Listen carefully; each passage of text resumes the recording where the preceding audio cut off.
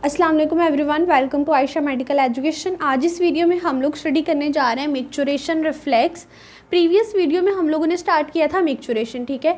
जो इसका पहला वीडियो था हम लोगों ने उसमें देखा था कि हमारे पास मिक्चुरेशन होता क्या है। देन हम लोगों ने देखी थी functional anatomy and physiology of the urethra and urinary bladder. Then हम लोगों ने स्टडी की थी इसकी कंप्लीट नर्व सप्लाई इस डायग्राम के थ्रू, क्योंकि ये हमारे पास क्या है, एक रिफ्लेक्स प्रोसेस है।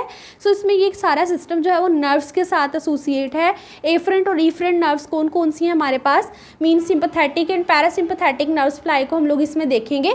सो इसमें हम लोगों ने क्या किया था, डिटेल नर्व सप्लाई को देखा था, क्योंकि इस रिफ्लेक्स प्रोसेस को अंडरस्टैंड करने के लिए इसकी नर्व सप्लाई को समझना बहुत ज़रूरी है, जिसको हम लोगों ने प्रीवियस वीडियो में देखा है, ठीक है। एक दफ़ा हम इसको रिवाइज कर लेते हैं। बेसिकली जो हमारे पास ब्लैडर और इसके जो स्फिंक्टर्स हैं, इसमें हमारे पास two types of nerve supply होती है, ऑटोनोमिक एंड सोमैटिक, ठीक है।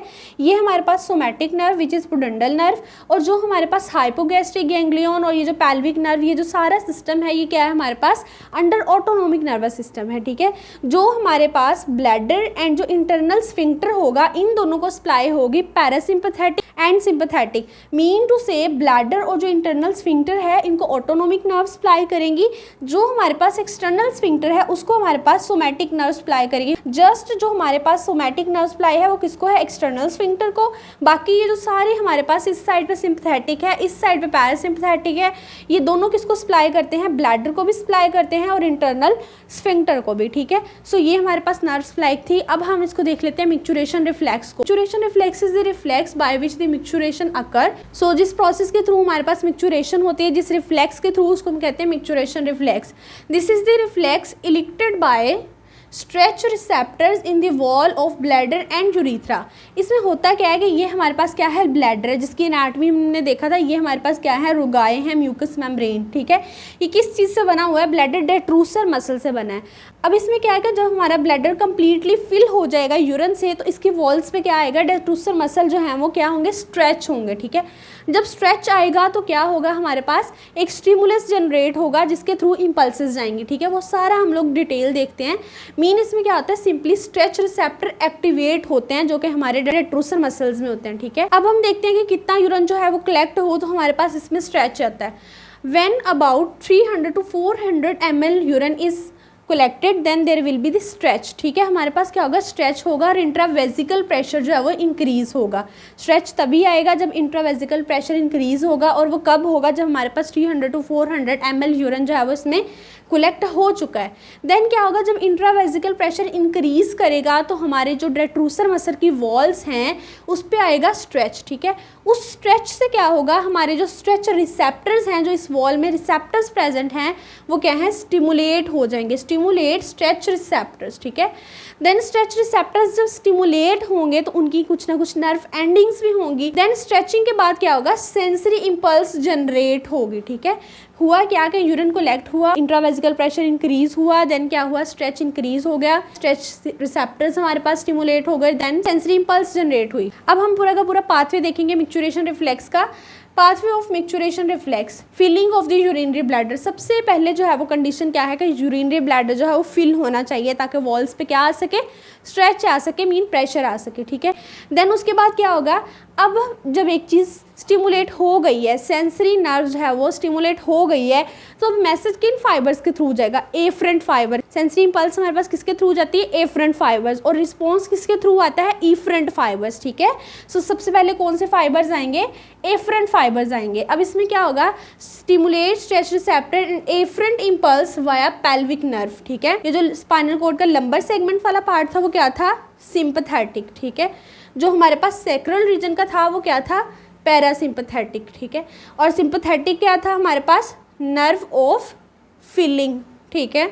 जो हमारे पास पैरासिम्पैथेटिक था वो क्या था हमारे पास, nerve of voiding. Mean voiding के लिए कौन सा पार्ट यूज़ होगा, वॉइडिंग क्या है, डिस्चार्जिंग, यूरिन को डिस्चार्ज करना है। ये मैकेनिज्म हम डिस्चार्जिंग के लिए तो देख रहे हैं। सो इसमें ये वाला पार्ट नहीं यूज़ होगा, बल्कि ये पार्ट यूज़ होगा, मीन सैक्रल रीजन का, स्पाइनल कॉर्ड का sacral region, in short pelvic nerve जो है वो यूज़ होगी हमारे पास, ठीक है। सो फिलिंग तो हमने देख लिया कि फिलिंग कैसे होती है। फंक्शंस जो है हमने प्रीवियस वीडियो में देखे थे कि फिलिंग और वॉइडिंग कैसे होती है। सो इन शॉर्ट कहने का मतलब ये है कि ये वाला पार्ट यूज़ यूज़ होगा हमारे पास नर्व सप्लाई का, ठीक है। अब क्या हुआ, इम्पल्स जो है वो वाया किससे जाएगी, किस नर्व के थ्रू जाएगी, पैल्विक नर्व, क्योंकि इधर हाइपोगैस्ट्रिक नर्व भी है बट हम किसको यूज़ करें, पैल्विक नर्व को, क्योंकि ये नर्व ऑफ वॉइडिंग है, ठीक है। पैल्विक नर्व के थ्रू एफरेंट फाइबर्स जाएंगे, किस सेगमेंट में जाएंगे, sacral segment of spinal cord, क्योंकि जो हमारे पास इसकी ओरिजिन हो रहा है वो कहाँ से हो रहा है, sacral region of spinal cord, ठीक है। यहाँ से स्ट्रेच आया, नर्व स्टिमुलेट हुई, एफरेंट फाइबर्स कहाँ जा रहे हैं हमारे पास, इम्पल्स लेके जा रहे हैं via pelvic nerve in the sacral segment of the spinal cord. हमारे पास क्या हुआ, सैक्रल रीजन में इम्पल्सेस आ गई। अब क्या होगा, इसके रिजल्ट में रिस्पॉन्स जनरेट किया जाएगा थ्रू इफरेंट फाइबर्स, क्योंकि अब रिस्पॉन्स जनरेट करने की बारी है और वो किन फाइबर्स के थ्रू होगी, इफरेंट फाइबर्स, ठीक है। इसमें आएगी efferent impulse via pelvic nerve. अब उसी नर्व के जो इफरेंट फाइबर्स हैं वो क्या करेंगे, इम्पल्स जनरेट करेंगे। मीन अब क्या होगा, कुछ ना कुछ मसल की कॉन्ट्रैक्शन होगी या रिलैक्सेशन होगी, ठीक है। तो हमने क्या करवाना है, यहाँ पे वॉइडिंग करवानी है। तो थोड़ा सा ये सिंपल सा एक तरीका है, अगर आप सोचें तो इसमें क्या होगा, जब हम वॉइडिंग करवाएंगे तो इसको क्या करेंगे, डेट्रूसर मसल को फर्दर क्या करवाएंगे, कॉन्ट्रैक्ट करवाएंगे। मीन ब्लैडर को स्क्वीज करना पड़ेगा और क्या होगा, इंटरनल स्फिंक्टर को रिलैक्स करना पड़ेगा ताकि यूरिन जो है वो ब्लैडर से किस में आ जाए, यूरिथ्रा में आ जाए थ्रू इंटरनल स्फिंक्टर, ठीक है। एक दफ़ा फिर देखते हैं, जब इफरेंट फाइबर्स जो है वो पेल्विक नर्व के थ्रू आए तो उन्होंने क्या करवाया, कॉन्ट्रैक्शन करवा दी डेट्रूसर मसल की एंड रिलैक्सेशन इंटरनल स्फिंक्टर की, ठीक है। स्क्वीज करेंगे डेट्रूसर मसल को और इंटरनल स्फिंक्टर जो है, ये वाला ये जो वाइट पोर्शन है ये इंटरनल स्फिंक्टर है, ये क्या होगा, रिलैक्स होगा, ठीक है। देन इसके बाद क्या होगा, flow of urine in the urethra and stimulate stretch receptor. अब यूरिन कहाँ पे आ रहा है, यूरिथ्रा में आ रहा है, ठीक है। अब यूरिथ्रा के स्ट्रेच रिसेप्टर स्टिमुलेट होंगे और वो क्या करेंगे, फर्दर इसको ओपन करवाएंगे। अब किसको ओपन करवाना है, एक्सटर्नल स्फिंक्टर को, क्योंकि इसकी नर्व सप्लाई सेपरेट है। इसकी नर्व सप्लाई क्या है, पुडेंडल नर्व, इनकी थी सेम थी, इनकी पैल्विक थी, इसलिए ये दोनों साथ साथ ओपन हो गए, ठीक है। इसकी जैसे ही कॉन्ट्रैक्शन हुई इसके साथ ही रिलैक्सेशन होगी। अब क्या करना है, हमने एक्सटर्नल स्फिंक्टर को ओपन करवाना है। इसके लिए क्या होगा, जो हमारी एफरेंट इम्पल्सेस हैं जो हमारी पैल्विक नर्व से पास की हैं वो क्या करेंगी, इनहिबिट करवाएंगी पुडेंडल नर्व को, क्योंकि हमने पहले बात की इसके लिए पुडेंडल थी, इसके लिए सेपरेट होगा सिस्टम। सो यही जो फाइबर्स हैं, एफरेंट फाइबर्स हैं, इन्होंने क्या किया, पुडेंडल नर्व को इनहिबिट करवाया। इनहिबिशन का वर्ड क्यों यूज़ किया गया, क्योंकि पुडेंडल नर्व क्या करती है, जो स्केलेटल मसल होते हैं, यहाँ पे क्या होता है, सर्कुलर स्केलेटल मसल होते हैं एक्सटर्नल स्फिंक्टर के, उनकी टोन को ये क्या करती है, मेंटेन करवाती है। सो जब हमने क्या करना होता है, इसको रिलैक्स करवाना होता है तो उसकी टोन को कम करती है, स्फिंक्टर को ओपन कर देती है, ठीक है। सो ये कब होता है, स्फिंक्टर को ओपन ये कब करती है, जब पुडेंडल नर्व को हम क्या कर देते हैं, इनहिबिट करते हैं, ठीक है। पुडेंडल नर्व को इनहिबिट करने से क्या होता है, एक्सटर्नल स्फिंक्टर रिलैक्स होकर ओपन हो जाता है, ठीक है। सो सिंपली क्या हुआ, यूरिन तो यहाँ तक आ गया। अब ये फाइबर्स क्या करेंगे, ये इम्पल्स क्या करेगी, इनहिबिट कर देगी पुडेंडल नर्व को और क्या होगा, एक्सटर्नल स्फिंक्टर जो है वो रिलैक्स हो जाएगा और उसके अल्टीमेटली क्या हो जाएगा, वॉइडिंग हो जाएगी। सिंपली अगर एक दफ़ा फिर हम देखें तो क्या होगा, ब्लैडर फिल होगा, स्ट्रेच आएगा, स्ट्रेच से एफरेंट फाइबर्स आएंगे पैल्विक नर्व के सैक्रल सेगमेंट में, वहाँ से फिर रिस्पॉन्स आएगा थ्रू एफरेंट फाइबर्स और क्या होगा, इसको कॉन्ट्रैक्ट करवाएंगे ब्लैडर को, इंटरनल स्फिंक्टर को रिलैक्स करेंगे, फिर यूरिन आ जाएगा यूरिथ्रा में, फिर अगेन क्या होगा, एफरेंट इम्पल्स जो है वो पुडेंडल नर्व को इनहिबिट करेगी तो एक्सटर्नल स्फिंक्टर रिलैक्स करके ओपन हो जाएगा और अल्टीमेटली वॉइडिंग हो जाएगी। ये सिंपल सा हमारे पास क्या है, मिक्चुरेशन रिफ्लेक्स। उसके बाद आ जाता है हायर सेंटर्स फॉर मिक्चुरेशन। ये जो सारा हमने मैकेनिज्म देखा है ये तो स्पाइनल सेगमेंट में है। अब हमने देखना है higher centres.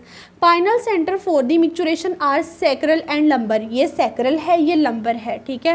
But these centre regulate by higher centre, mean कुछ ब्रेन के भी हायर सेंटर हैं जो इनको रेगुलेट करते हैं। उसमें आती है हमारे पास two types, inhibitory centre and facilitatory centre.